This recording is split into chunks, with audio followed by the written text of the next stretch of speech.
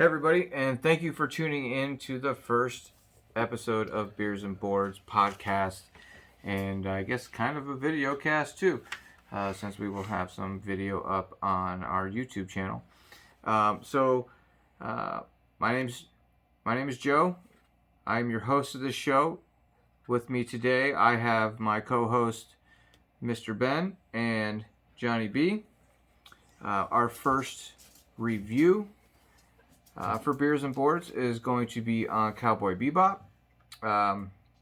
Ultimately, we're just some guys.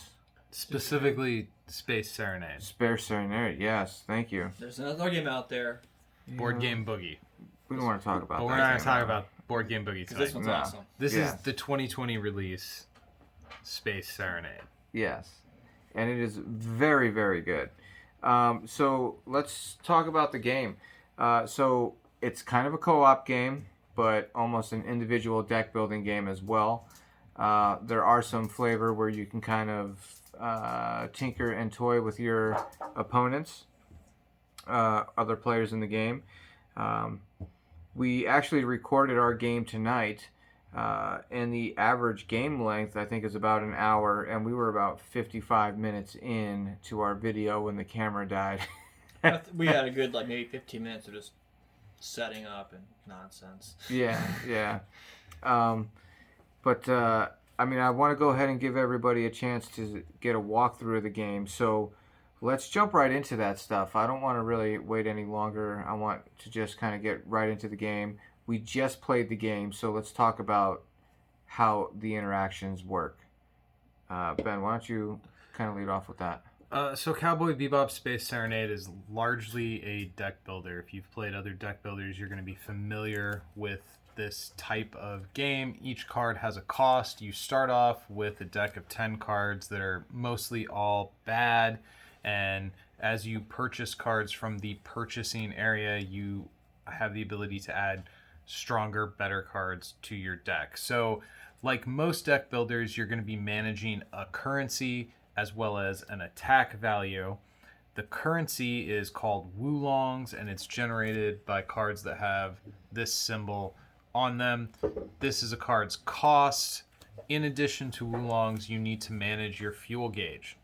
Wulongs let you buy cards. Your fuel gauge is what lets you navigate the solar system within Cowboy Bebop. In order to get around, you start out with your mini here. You're able to move it to other planets.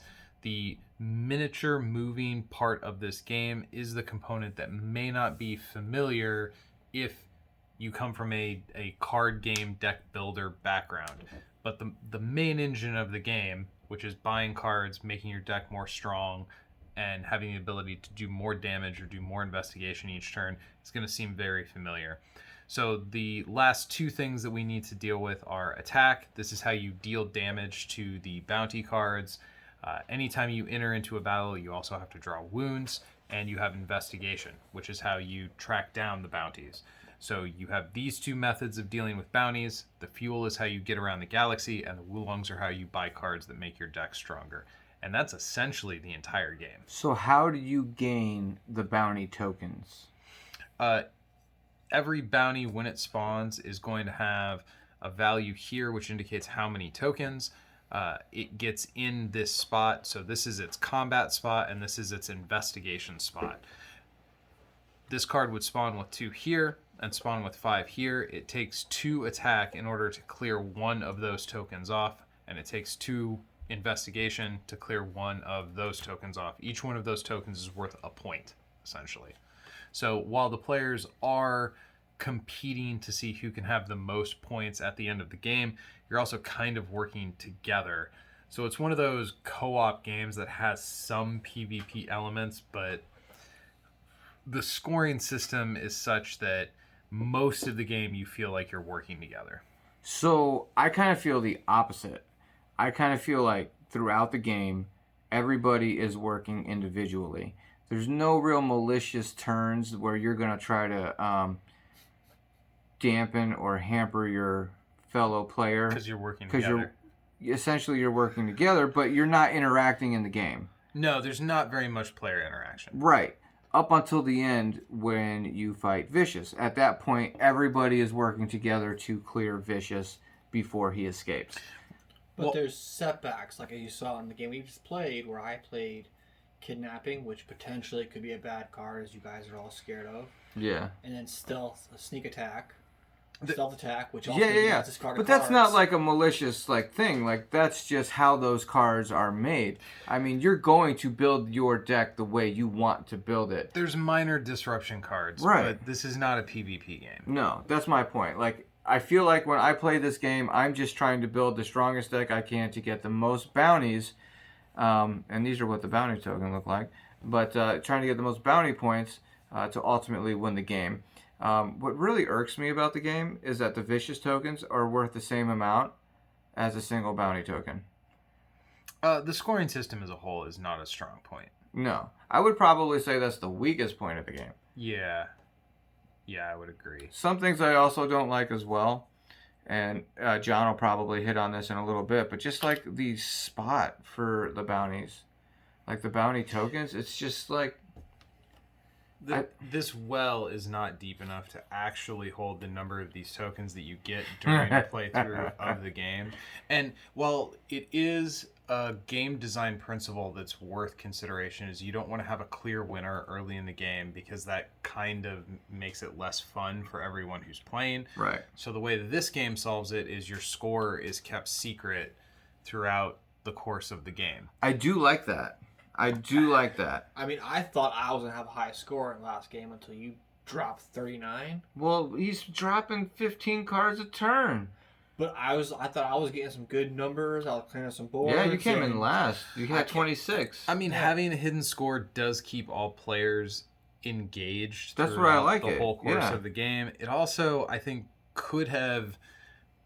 So my biggest complaint with the game is there's no sense of pressure at any point. When you're chasing the bounties down, it doesn't feel like you're at risk of losing, even if a bounty gets cleared. No, it is not an intense game. And even once Vicious comes out, it doesn't ever feel like he's going to defeat you. The way the players lose is Vicious runs away. So, like, that's what I was going to think about. Like, last turn, if I knew you were going to win, do I play to let us finish and calculate a win if I know you have 39 and I have 28? Yeah, or do you play it out? out? Do I just play to punch Vicious so Vicious escapes?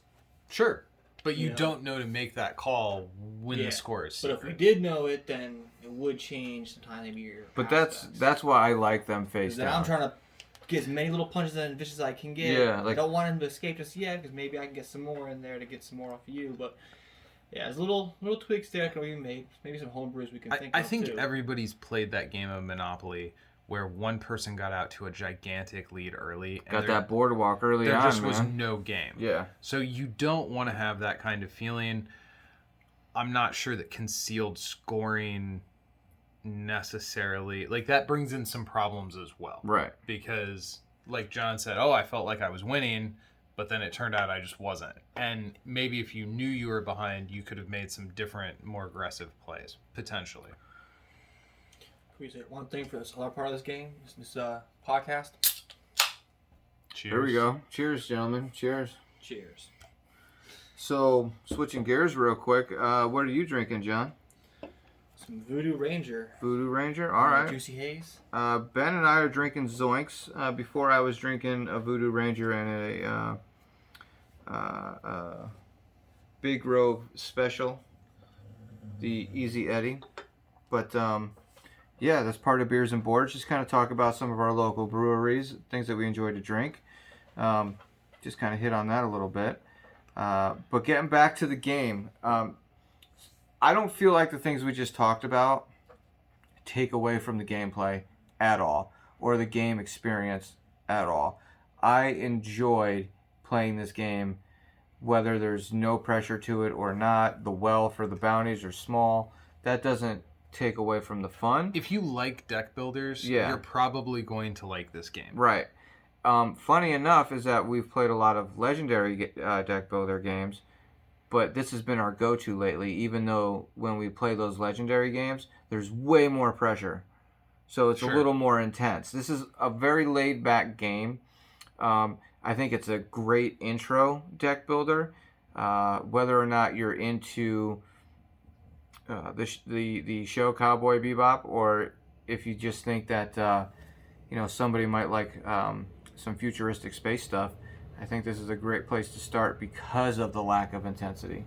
I think this is a good intro game for deck builders. Probably it will be more appealing to Cowboy Bebop fans. Oh, for sure. Like, I'm not saying There's enough lore and like flavor. If you're not familiar with the Cowboy Bebop story, then none of these cards are necessarily going to make sense. The events depicted on them will just be cool images, which frankly one of the strong points of the game is the artwork. The artwork they chose is fantastic. I mean, this is probably my favorite card in the whole game right there. The design of the characters is fantastic. The boards feel good. The fuel gauge, while it is a little fiddly to have to manage your fuel with this small cube, it feels really fun. Yeah. It feels good as you kind of like it move better up than and Dials, down. actually. Dials sometimes get annoying to roll after a while. I would agree with that, man. It's a good change. King of Tokyo is another example of a game who takes advantage of the cube feature. So yeah, these are exactly the cubes that King of Tokyo uses. Except for Dark. Darks have the lightning bolts. Sure. Yeah.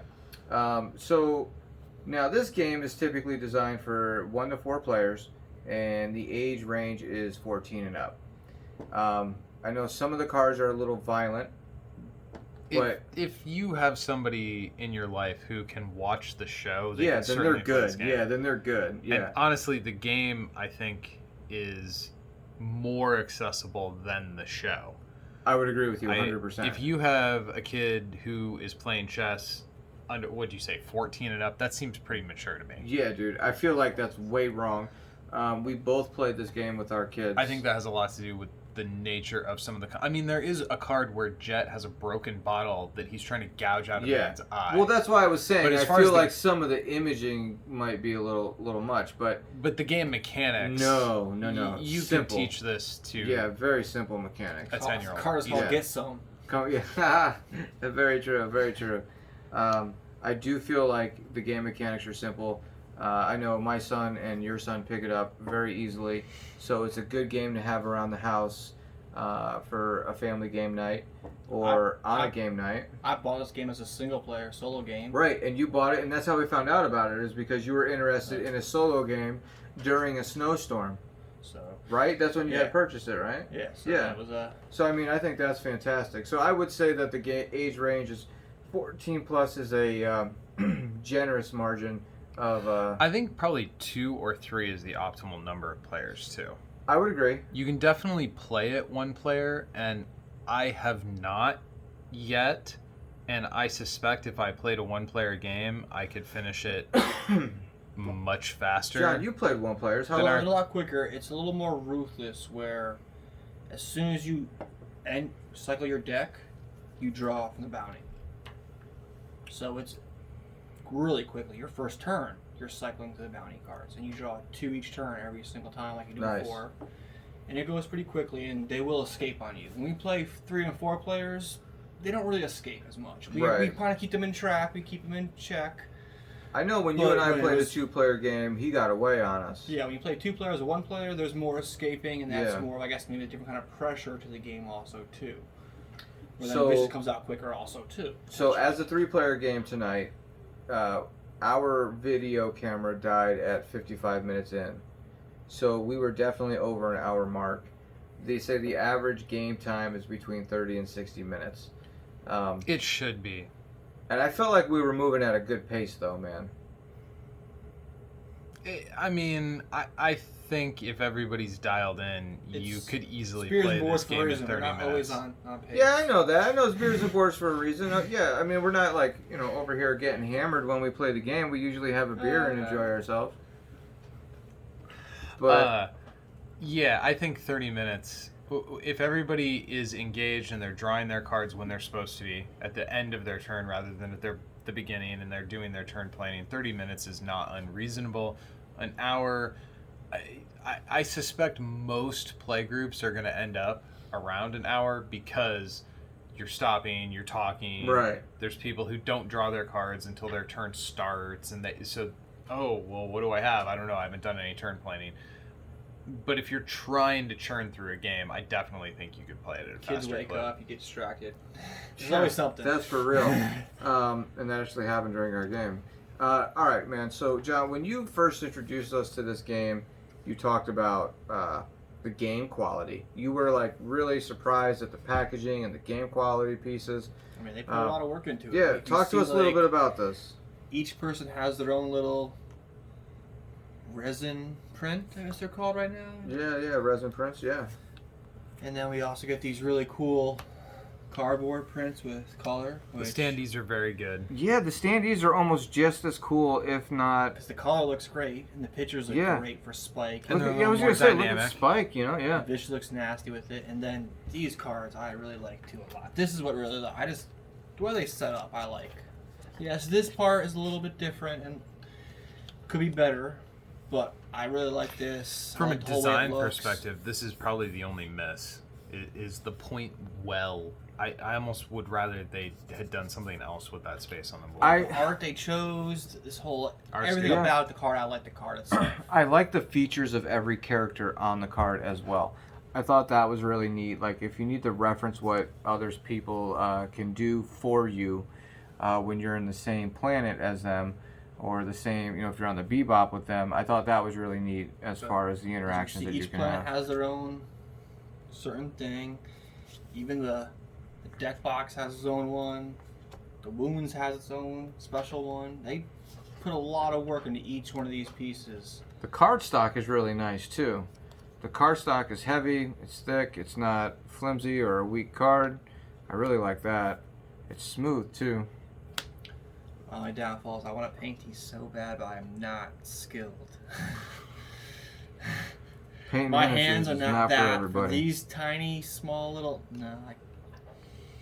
One of my favorite features about the game, which might sound silly, is the bounty deck holder. Like, I think that's really nice, man. I thought that was like a really nice feature. Most games that I see, they just want don't to lay it down. they just want to lay it down, but they give you this. Like, that's nice. That's nice to me. The level of polish on the game components is very high. Yeah, and the storage of the game is fantastic as well. You will not need another storage solution. Everything has a place within the box, and all around. I think there's no chance this game is going to get an expansion No, of any kind. no way. Like, this is No very way. much This is a standalone it. self-contained This is it. game. But there's games that like kind of upset me where even if it's not getting an expansion, if you buy it and you sleeve it, it does not go back in that same box again. Yeah, Sure. And yeah, that absolutely, upsets and me, that's 'cause part of my sometimes point. These boxes are so beautifully done. This box is a beautifully done box. I have many games that are beautifully done boxes that I sleeve my cards. I like to protect them. Yeah. As soon as I sleeve it, I've cut a lot of boxes I up. can't use that box Yeah, anymore. I've thrown a lot of inserts out. And that's what I'm saying is like it gets clumsy sometimes with what the insert of a box could be. So once I was able to sleeve the whole deck, put it all back in there, and see it all fit in there, it was just an extra smile on my face. Like, wow, this game put a little more effort into making this box too. Not just throwing it all together and saying, "Here you go." It was like, "Hey, if you want to take care of this, here you go too." All right, so as far as level of difficulty, would you place this as an entry level, a intermediate, or an expert? I would say medium because there's a little more mechanics in the basic deck builder, but it's not difficult to grasp. I mean, deck builders in general, I would put at an intermediate level of difficulty for the most part. If you're talking about the kind of player who plays Clue, Right. and if you say somebody, what kind of board games are you into, and their answer is like, well, I've played Monopoly. Yeah. This, unless they're a Cowboy Bebop fan, Yeah. this is probably not the game to try to get them into the board game hobby. So yeah, I think intermediate is probably a pretty good rating for it. Okay. See, I'm a little more indifferent. I feel like because of the flow of the game and how nonchalant it is compared to the other deck builders that we have played, that with the lack of pressure, this is a good experience for somebody to build a deck Sure. and without that pressure. But So you- I would put this at the I'm not a beginner, but I am still a beginner to intermediate level, if that makes sense. But Sure. are you basing that? You know? Are you basing that off of like gamers? Like he said, somewhat, Clue, Monopoly, Sorry. Those are not really. No, I'm board basing games. it honestly, dude. Like I'm basing it off playing with my wife. Yeah, in between beginner and Yeah. intermediate. I Like think my there's- wife plays Yeah, Arkham. so she's played, but she's only played that once, and then she's played Elder Scrolls, which is like a watered down version of that. She's played Marvel Champions, and she understands that. So I feel like she is at a top level of a beginner. Like if we're gonna but relate it to something, She understands yeah. the board games. Not Yes, just like if I'm Monopolies gonna and- relate it to something, I'm gonna relate it to Brazilian Jiu-Jitsu, where you have 4 stripes for a white belt. way off topic. Way off man. topic. Way I know, off topic. I know. But I'm just saying, like, there's different levels to each level, or different, hierarchies in the certain she's a certain newbie. levels. Yeah, and I feel like somebody who can come into a deck builder like this with the If somebody's an lack of intensity. experienced gamer, this is going to feel very casual. I feel like this is extremely If casual. somebody is a beginner, this is going to challenge them. 'cause and there's part a lot, of the there's a lot more reason- mechanics too. part of the reason why I feel like this is a very casual game is because even when Vicious gets away, we still count our bounties and tally up who has the most. No, everybody We loses. We lose. So I mean, we could, but we still lose. Oh, see, we've always counted our bounties. If Maybe Vicious that's gets just for away, the fun of all the it, though. players lose. Okay. But I suppose if you want to score it anyway, Yeah, you could. tally it. Whatever. You're the highest loser. All right, so I own this game. I think it's definitely worth buying. John, you own this game. I'm assuming you think it's definitely worth buying as well. Oh yeah, I agree. So you think you should if have like the deck Steel builders and you like collection. Cowboy Bebop, it's a must-have. Benjamin? I don't own it, but that's mostly because I already own a different Cowboy Bebop board game. Yeah, and we own it, so whenever you want to Yeah. play it, it's available. I think this is a great game. If you're a fan of Cowboy Bebop, out of the 2 games, this is the more accessible, faster paced, more overall fun one. If you like the idea of playing a Cowboy Bebop game where you have to feel like the characters and feel the pressure of starving to death, then Cowboy Bebop board game Boogie would kind of give you that feel more. But in terms of a fun experience that flows well and the game concludes, I think this is the superior of the 2. So yes, I give this. We've gotten a lot of 2 replay thumbs out up. of this. 2 thumbs up. Yeah, we've got a lot of Yeah, this is a replay great value out of game. this game. Even though I think this is fantastic. So Cowboy Bebop Space Serenade is made by Sunrise Games and Don't Panic Games and Japanime Games. It looks like it's kind of a collaboration between a few different companies to get this out. Definitely worth buying. All right, guys, I think that kind of covers it for Well, Cowboy if you Bebop. can't find it at your local stores, go local. Yeah, you always want to buy local. That's a good point. Sure. Price point on this game, John? I paid $55 local. Local. And I think I saw it on Amazon for $49. I imagine it's probably coming down since it's about Yeah. a year old now. Yeah. So, I mean, I don't think the price is going to be that different. So, again, if you can support local, go ahead and support local, obviously. But definitely worth picking up either way. Thank you for tuning in to the first episodes of Beers and Boards. Thank you, gentlemen, for joining us on our first episode of Beers and Boards. Many episodes to come. Cheers. And we'll cheers to it, fellas. And have a good night.